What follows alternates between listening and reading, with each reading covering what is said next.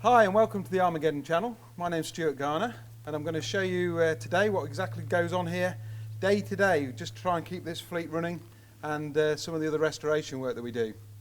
Today we are changing a final drive on this, or when we say we, it's the Royal we, because Nitro's done most of it. We've changed the final drive, sprockets are on, and now we're just rejoining the track, and we're going to knock the pin in, which we're going to give to Alex, because he's just said he's the best man with a sledgehammer. So there you go, Alex. We think you're the worst bloke with a sledgehammer, but you say you're the best. So carry on. He's been practicing, he says.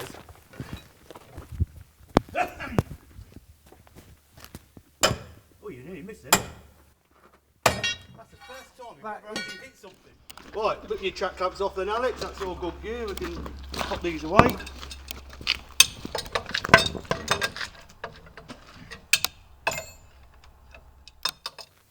And just here is, that's the rear greaser at the back there, the rear tensioning ram, and that tensions the track.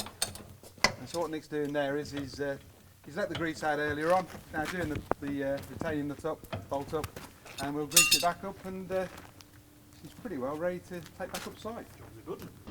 Just putting the nut on the track pin, probably slide it back out again. Make sure that's pretty tight.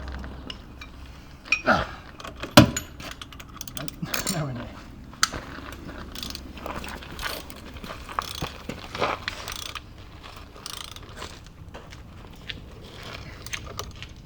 To give you an idea with these things, we go through a set of tracks on each wagon, about one set every 2 years. And what we find is you can get away with changing so many links in it, but then eventually that everything's stretched too much, you just can't you can't make it last any longer. So about 2 years per track, and we've got 16 of these wagons that we use, so it gives you an idea of our rate of usage of our spares.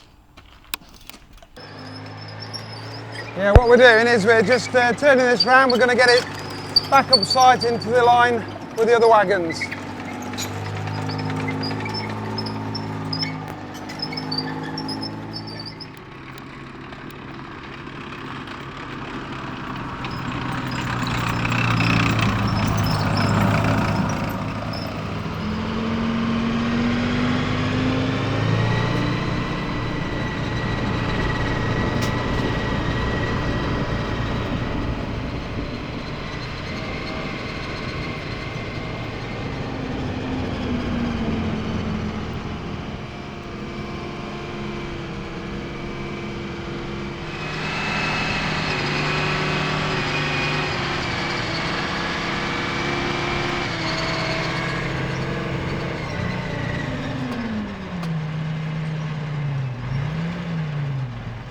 So we're here with 06 now. We've got the two road wheels that need replacing. One of them, you can see, is very worn. You can pretty much pull it off with your hand. And the other one, although it's not too bad, it's still pretty much on the verge, I guess you could say. So we're going to replace both of these. Firstly, we've got to double check the bolts actually will come off, frog it up, take the wheels off, replace them, and then lay it back down. And hopefully it all goes to plan. So because these are going to be on quite hard, we've got to use a breaker bar just to snap them off. And then sometimes, yes, they are very hard on, but it shouldn't be too bad. There we go. Then once we've done that, the buzz gun then can actually get hold of them and actually loosen them off properly. And one thing these do have a tendency to do is, because it's a bolt that goes all the way through, on the other end of them, they quite often start spinning. Hopefully none of these are, but we won't know that until we actually get the buzz gun on them to take them off. If they do, it just makes the job a little bit more awkward. So with this one, just here, we've found it's spinning, because when we've used the breaker bar, it hasn't actually cracked like the others. All it means is that means G's got to climb on underneath, or however he can do it, and connect the spanner onto the other side to hold it in place while I then crack this off. 3/4 drive bar in there, and then get some more stick. Now that we've broken these all off, we're going to pretty much just get them off the bolt. Once we've done that, we're going to frog up, get it down, take all the bolts actually off and then take the wheels off. We'll just do it this way, just because once it's up on the frog, trying to get these off can be a little bit awkward. Reason being because the wheel quite often will just keep spinning.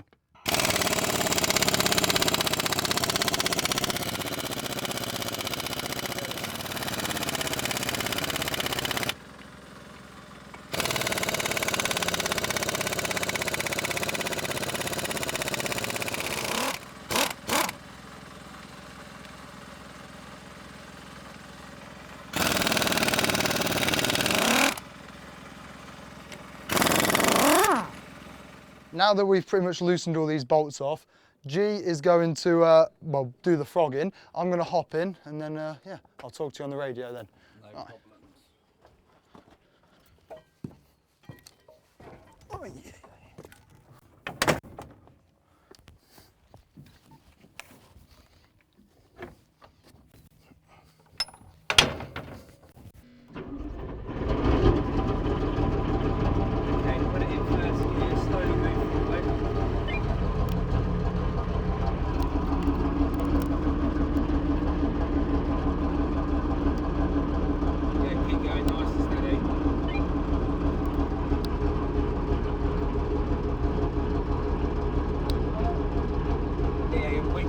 In first gear, nice slowly forward.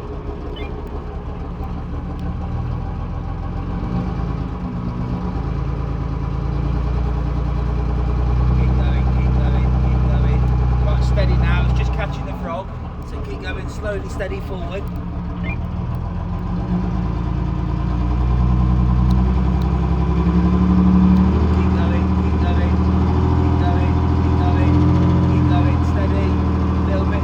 Stop.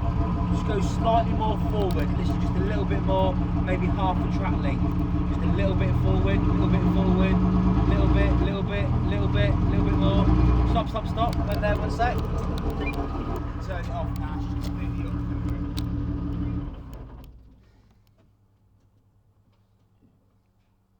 So we've lifted up, or what we call frogging. We frogged it up. Just going to remove these bolts now they're off. Hit it with a hammer a lot of times. Hopefully they'll both come off and replace them. Now we can't spend too much time doing this. Reason being is if we leave it up, it's putting a lot of pressure on the torsion bar. Leaving it a few minutes isn't the end of the world, but if you had to leave it for any period of time, you're putting a lot of pressure on the torsion bar, which holds the actual vehicle up. And if they snap, it is a much bigger job than just fixing a few road wheels. No, wrong way.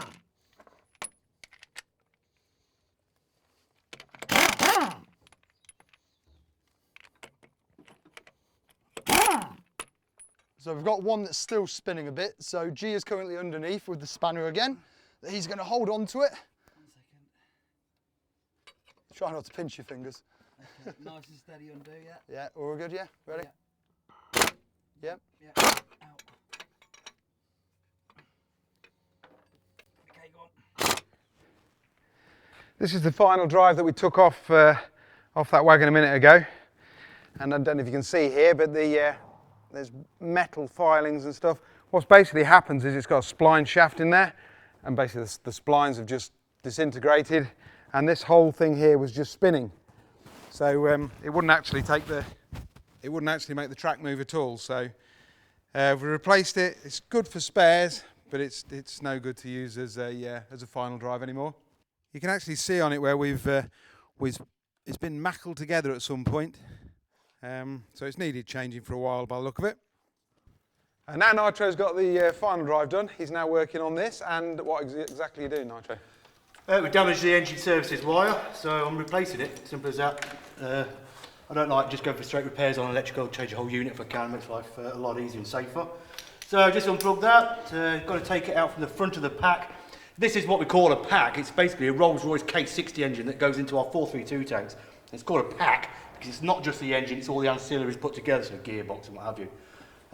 So yeah, basically, sort these wires out here, and then I'm going to run the engine up and test it for oil leaks, make sure it's charging and everything, and fingers crossed, put it into storage. Put it back on the shelf, ready for probably next week when we have to change another one.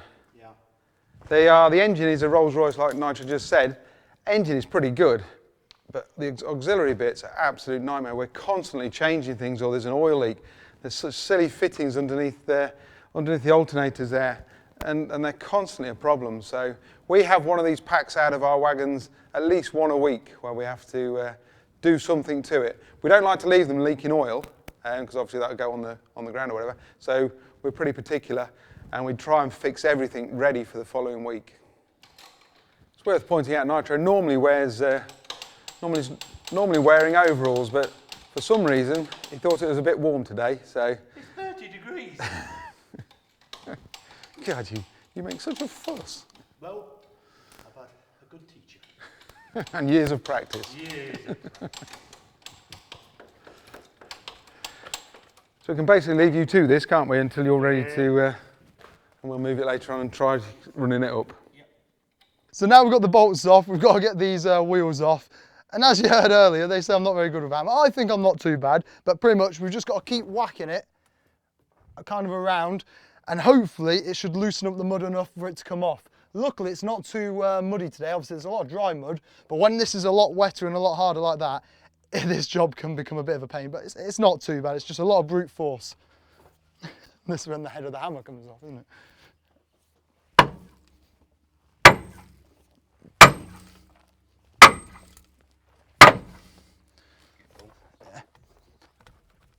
Just give it Bangers. Get a little bit up this side. Just knock it back a little bit.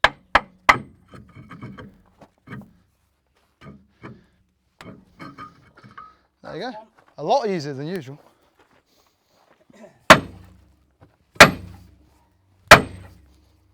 That one's coming. Try and use the back of the mallet and just see if you can knock it back at it, yeah. Again, that side again. That's it.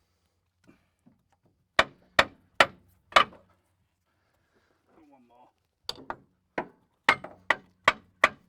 Just a little bit on this side, it's stuck on that top corner.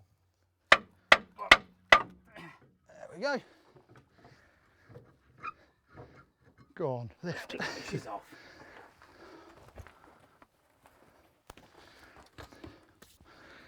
So if you kind of look just behind here, these are what G was having to hold on to with the spanner earlier. Quite often these will, like I say, these will spin because the nut's so hard on there, and that will spin.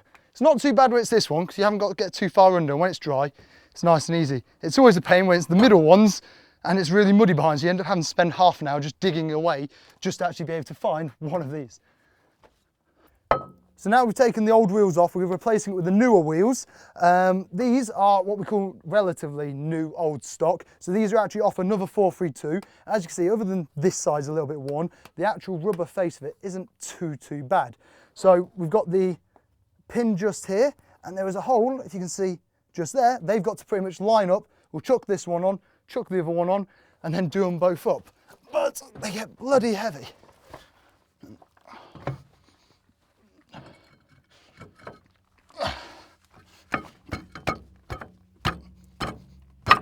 There we go. Is that one on far enough, yeah? That one's that way, yeah. Yeah, all good.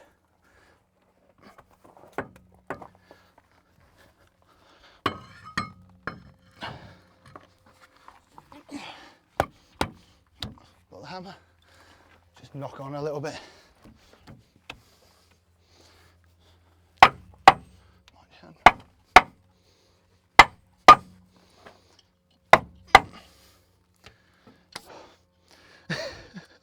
You can tell they're quite new. So what G's just doing there now is he's putting a washer and the nut back onto it, and hopefully, as long as you can get them on a little bit, by using the buzz gun, it should just pull both wheels in together and hopefully keep them secure.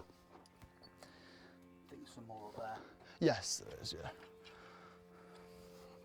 I think that's just them. Got the hot one.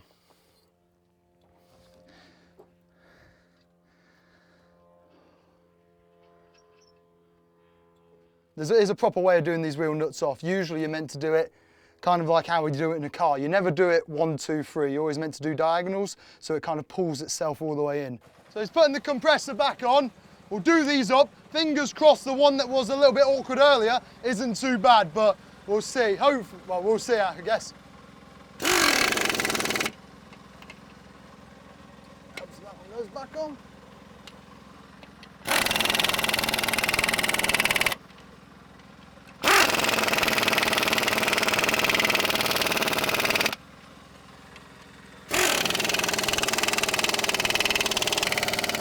So how much you want to bet the loose one is going to be that one? The last one. Hopefully not. Yep, typical. Oh, great. Come on off. Here's the persuasion device.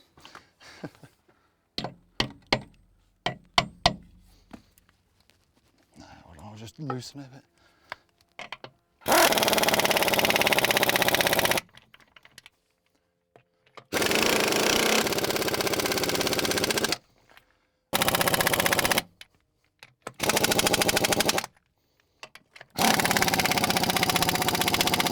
Now the wheel nuts are back on, we've now got to back it off and get it off the frog. Once we've done that, we're then going to quickly just double check them all, make sure we're all happy with them. As you can imagine, having one of those nuts or all the nuts falling off as you're driving along isn't the best idea. Keep going slowly back, slowly, nice and steady, a little bit more, a little bit more, a little bit more. Stop, stop, stop. Okay, the frog's out, you can turn it off. Final step now is just to double check well, every single one of these is tight, so just use the breaker bar for that. Double check it, and then we're all good. Luckily, these two weren't too hard today. Well, thankfully. Like I say, if it's a bit wetter, they can be a lot harder, but today, a nice easy fix. We do these quite regularly. We probably end up doing 2 road wheels a week. As you can imagine, we've got a lot of vehicles that we drive around, so you can imagine we go through quite a few road wheels. So I will just double check all of these, make sure they're all secure, all tight. Again, I think there will be one that might be spinning, but I'll check that in a second. There you go. And this is why we check them. That one, we buzz gunned it on, but as you can see, it was just ever so slightly loose. As these vehicles are going around, they start vibrating a lot. Eventually, it can just feed itself off. And then if one's off, it's more likely the rest are going to come off. And then you've lost your wheels. Pretty sure that's the loose one. But yeah, the buzz gun only goes so far. It's not the most powerful buzz guns, but we don't want a really, really powerful one just in case we tighten it too much and snap the bolt. It's in the shade, isn't it? Ah, still warm. Oh, at least get to sit in an air-conditioned car for like 2 hours. So this is the pack that we saw earlier inside the workshop, and what we're going to do now is we're connecting it up, or say Nitro's connecting it up. The beauty of these is you can run them outside the wagons, outside the vehicle, so all the piping and all the umbilicals, they all stretch right out here. It's going to wire it all up, and then we can test it out here and see what oil leaks it's got, etc., before we drop it back inside there. So just it's all plumbed up, electrics, fuel and what have you, plumbed up on the front of the vehicle, just letting the fuel pump run to get rid of the airlocks. These are self-bleeding fuel FIPs, which is the fuel injector pump. Have you got power in there? Yep.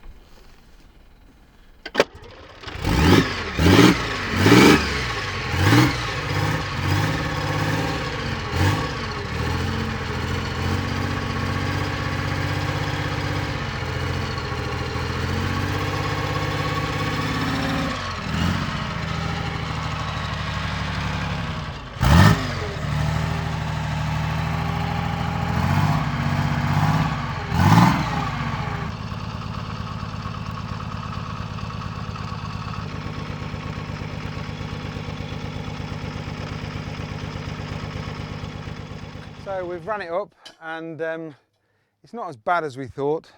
It has got a few little issues. What are they, Nitro? The generator, oil feed and return lines, the O-rings have perished. So it's a real tiny leak, just a tiny leak, but I've got to fix it, I couldn't leave it, it's got to be done. So. Constantly dripping. We had a very slight leak here, And then both oil filters as well. They're just very slightly dripping at the bottom there. So there's only, these are easy fixes, but the one underneath there is a little bit more difficult. Fortunately, Nitro has done loads of these, and he's probably the world's expert in doing these. So, and he does love doing them. So He'll get you nowhere. as long as it gets his fixed, I don't care. One of the last jobs of the day is to move this whole thing out of the way. She's going to go in the storage sheds for a while. The Ferret was used by the British forces right up till not very long ago. This old girl has recently been sandblasted and resprayed. She's already had a new engine put in her at some point very recently. So all I'm going to do, fire her up, take her for a quick spin around the field, and then I think we're all going for a beer because it's a bit warm today.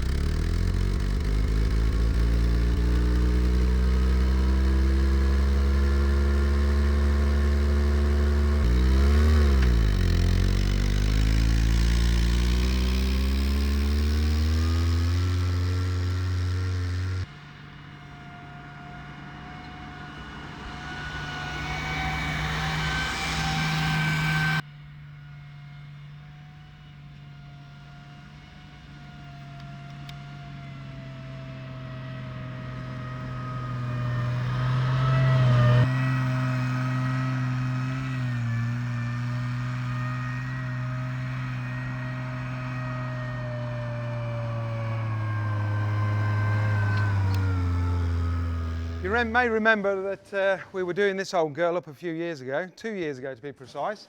This is our M3 Lee.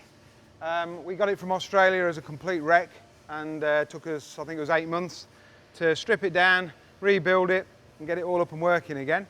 We rushed it a little bit because we had a show that we'd sort of promised it was going to go to.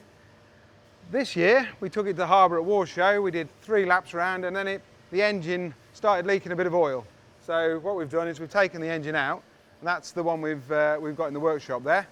That's being fixed, and then that will be going back in here. While it's out though, we've taken the opportunity to finish a few little jobs that we hadn't done. One of which is the fire suppression system. That's now being piped up, and the wiring, it's getting rewired, so it looks a bit more original. We literally just didn't have time last time.